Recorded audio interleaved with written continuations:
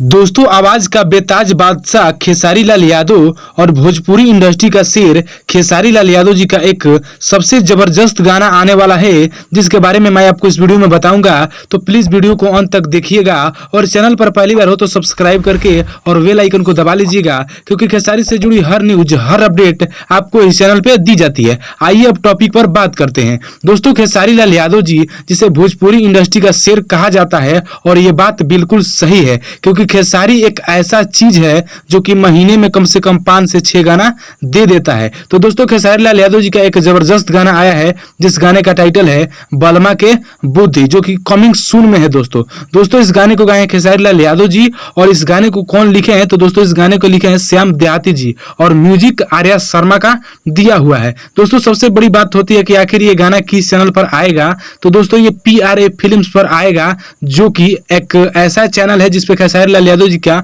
बहुत से गाने आए हैं और हिट भी हुए हैं।